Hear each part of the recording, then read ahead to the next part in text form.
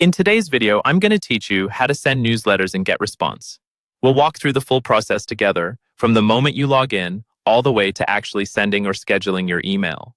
Follow along on your own screen if you can, and pause whenever you need to. First, once you're logged into your Getresponse account, head to the main menu and look for the Tools section. Under Tools, click on Email Marketing. This is where you'll manage all your newsletters and campaigns.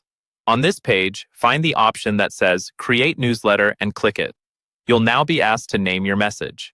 This internal name is just for you, so choose something that clearly describes the newsletter, like Weekly Update, March, or Product Launch Teaser.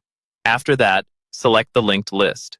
This is the main contact list you want this newsletter associated with, and it helps with tracking results and keeping your reporting organized.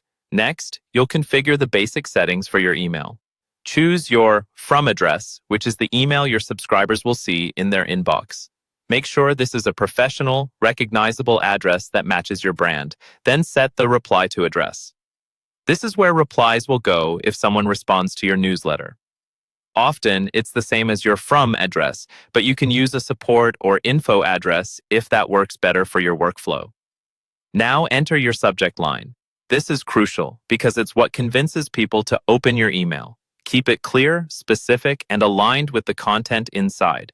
Once that's done, click Add Recipients, then choose the list or specific segments you want to email. You might target your entire list, or just a segment like engaged subscribers or recent customers.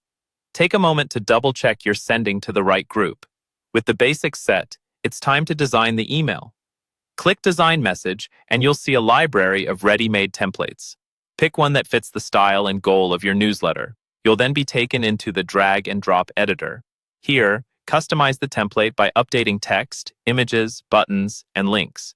Keep your layout clean and make sure your main message and call to action are easy to find. When you're happy with your design, click Next. On the final screen, choose whether to send immediately or schedule for later. Scheduling is helpful if you want your newsletter to hit inboxes at a specific date and time. Once you've reviewed everything one last time, click Send Message or Schedule if you selected a future time. Your newsletter is now on its way.